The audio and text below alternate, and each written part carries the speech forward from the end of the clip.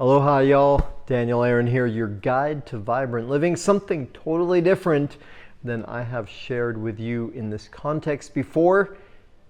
It's not a book report, though I am sitting on the sofa in the living room with a book, in this case a Kindle, excited to get into a new realm.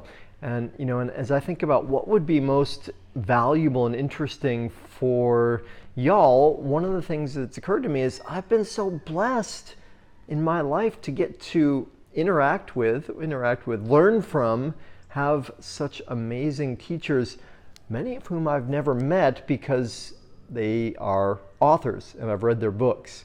And so much of what I've been able to experience and create in my life has come from the learnings of those people, amazing beings, right? So the aim here, and I would love your feedback, is that I will be sharing with you some of the books that have been most influential with me, for me, and giving you some of the wisdom that I've got from them. Now, so today starts with a question, which is, how comfortable are you with asking for what you want? Or another way of putting it is, do you ask for what you want? Or another way of putting it is, what is your skill level with asking?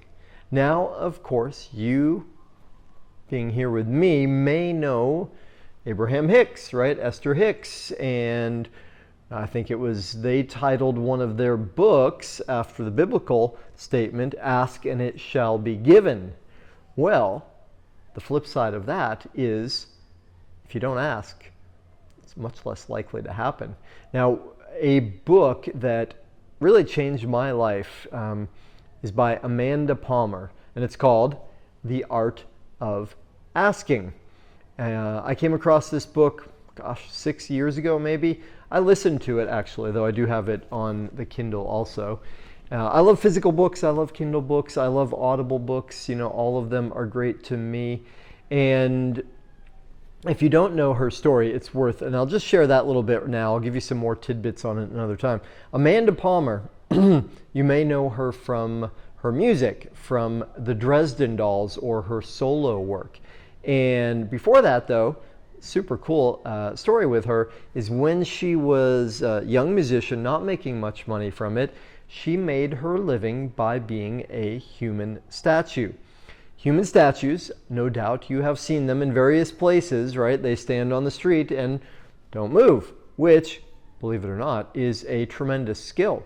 Now what was it exactly? She was the 7-foot bride or something like that. She stood on maybe it was a milk crate, and she's fairly tall to start with, and she had on a bridal outfit, and this is what she did. Harvard Square, back to my roots in Boston, she would stand in her spot in Harvard Square, totally still, and when someone came and put some money in her basket, she would shift her position and look directly at them and have a moment of connection. And she did really well with this. Like, she made a good living doing that. It's a pretty challenging thing to do. In any case, what she got from that, one of the things she got was a really deep human connection. And then she articulates it beautifully in her book. So later on, as things started to pick up for her with the Dresden Dolls, her musical group, she stopped doing that work. And, things started going well for them with the Dresden Dolls, and at a certain point they got a record label, record contract, which, of course they were really excited about. And their audience was growing and people loved them, and they had this beautiful way of interacting with their fans and appreciating their fans. And after their label came out, or after their record came out, they played a venue, and a bunch of venues, and they sold, I forget what it was, 25,000 records, something like that. And she was ecstatic, right? Amanda Palmer was like, wow, this is amazing how much we've grown, how much people are raving about this. The music executives, though, were not happy with that. To them, that was a financial failure. They hadn't made enough. And so what happened, and this is really interesting and important for all of us, and we're on the cusp right now of a new era of artists really profiting in a way that they never have before from their work.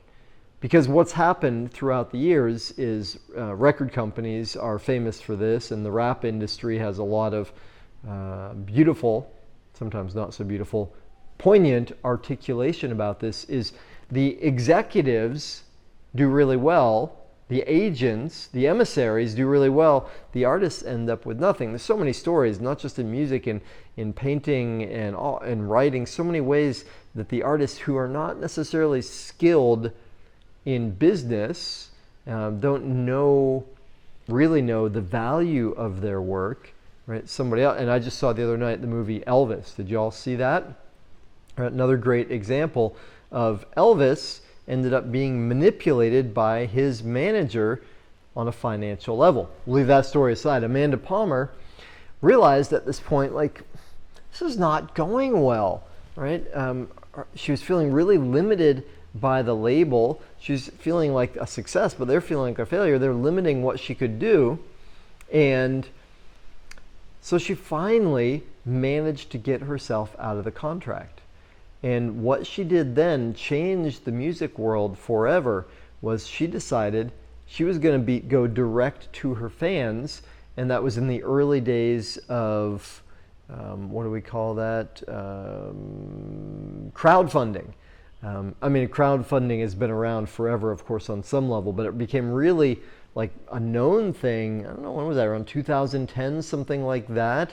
And she was one of the pioneers in it. She put a campaign on Kickstarter, and they wanted to raise, pardon me, I don't know the exact numbers. It was maybe $150,000, something like that, to produce their next album. So she went direct to fans and said, hey, will you support us? Will you buy this album in advance and give us money? Well, her fans appreciated and loved her so much, they raised over $1 million on that Kickstarter campaign.